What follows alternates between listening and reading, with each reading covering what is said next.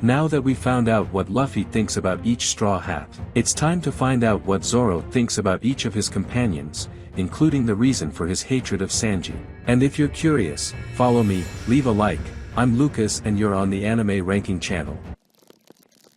Nami. Zoro has a certain antipathy towards Nami. He hates the fact that she's bossy, meddlesome and gives him orders. It's almost as if the two of them are constantly fighting over who has more authority in the gang, even though there is no immediate one. But when it comes to navigation, he gives her his full confidence and support. He knows her capabilities and that she can take the ship anywhere as long as there is a sea. Even so, he ends up being easily fooled when she lies about something or charges abusive interest rates. Like what happened in Logue Town, where he borrowed 100,000 and she charged him triple that, even though he returned the money the same day. And as much as he says he doesn't care about Nami's well-being, his actions say exactly the opposite. When he saw her being swallowed by the giant snake, he first declared that she was an idiot, but also to wait a little longer, and that it was better that she was alive. He indicated that he would come to her rescue as soon as he had defeated his enemies. He even fought more ferociously to go after her as quickly as possible, which shows that he also values the good of the gang members as a whole. Chopper. Zoro and Chopper have a relationship much like that of a father and son. Being a tough guy, Chopper sees Zoro as an inspirational figure, and since he has a very childish mentality, he always runs to Zoro when he's sad or afraid. A moment that represents this relationship very well is when Chopper ends up being chosen by the Foxy Pirates as a new member of their gang. Here Chopper cries wanting to rejoin the gang because he only became a pirate because of Luffy, so Zoro lectures him. He tells him to swallow his tears and accept the consequences of his choices, because that's the only thing that will make him a man. A lesson that Chopper understands straight away and swallows his tears. What's more, in most of the adventures, we constantly see Chopper clinging to Zoro in some way, either behind his back or over his head. This shows the trust they have in each other. Zoro also cares a lot about Chopper, to the point of always jumping into the sea when he has to save him, or even doing something Zoro doesn't like, fighting for revenge. In the fight against Ohm, Zoro fought with more blood in his eyes, after seeing Chopper completely defeated. So we can only think of the two of them having a relationship as close as a father and son.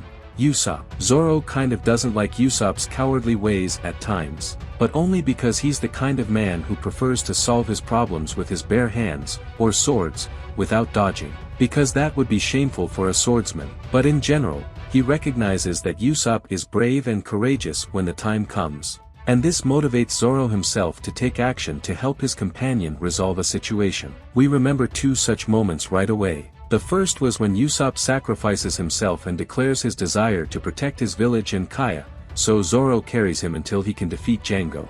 Later, in Drums, Usopp shows courage by deciding to carry Dalton to the castle to match his courage in saving the kingdom. But because he's so weak, he can hardly move Dalton's giant body. This prompts Zoro to mobilize and help carry him instead of Usopp. As with any member of the gang, Zoro is extremely upset to discover that Usopp has been injured in some way. He even goes so far as to massacre everyone in front of him in retaliation. Even though Zoro is loyal to all the members of the gang, he disapproves of and ignores anyone who disrespects the captain. He was the first to disapprove of Luffy bringing Usopp back into the gang, unless he himself came to apologize from the bottom of his heart. And when that actually happened, Luffy readily accepted and Zoro was satisfied. Robin. Zoro was one of the people who took the longest to trust Robin after she joined the gang, usually declaring that he didn't trust her and knew she was hiding something. But since she had been accepted as a member of the gang, Zoro extended his protection to her as he does to everyone.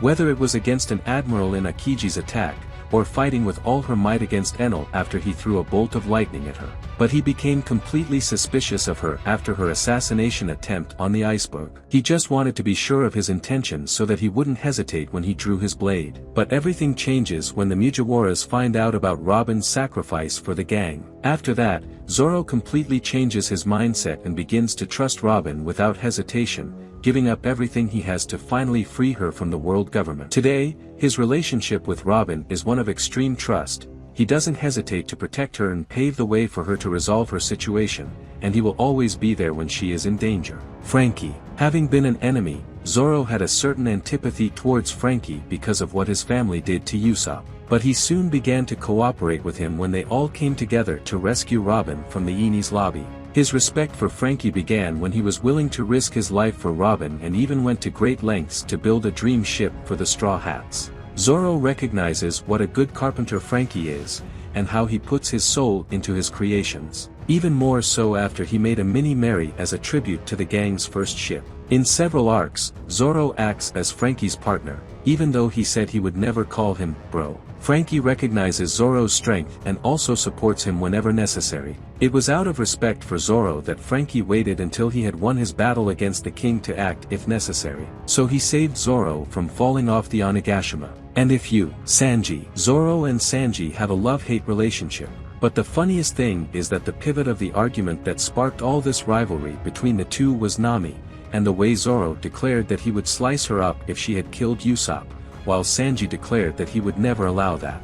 Zoro has an absurd disdain for Sanji's giftedness, usually uttering insults related to him being a gadfly, or his physical appearance, especially his eyebrows. His contempt is such that Zoro has never, not once, said Sanji's name, only referring to him by nicknames. After the time skip, even more nicknames related to his nosebleed, or even being number 4 in the gang in relation to the reward. Offenses that usually end with the two of them beating each other up anywhere without any ceremony. But despite this rivalry, the two can be considered great friends. They care about each other and trust in each other's abilities. Zoro, for example, was worried when Sanji left the gang, and even if he didn't want to show it, Luffy was the one who noticed. But he also trusts in Sanji's strength, since Zoro himself declared that part of the gang that stayed with Sanji would surely be fine. What's more, the two of them could even cooperate, as long as their desire to make Luffy king of the pirates is put before their rivalry.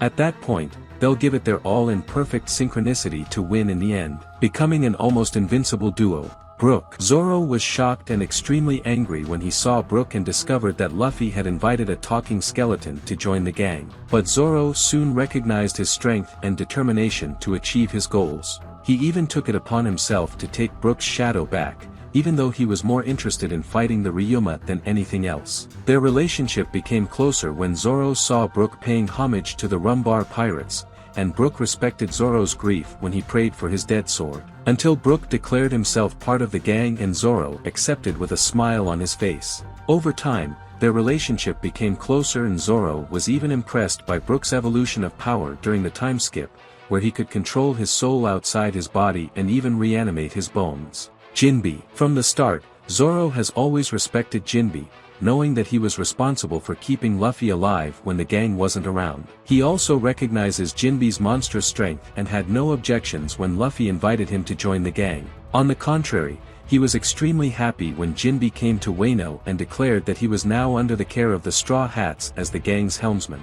Zoro sees JINBE as a formidable companion whom he can rely on for his strength. And now that he has a higher reward than Sanji, Zoro puts JINBE on a higher level than Sanji just for the fun of it. He can also count on JINBE's experience and intelligence for various missions, including finding a lost Zoro and carrying him back to the ship by force, if necessary.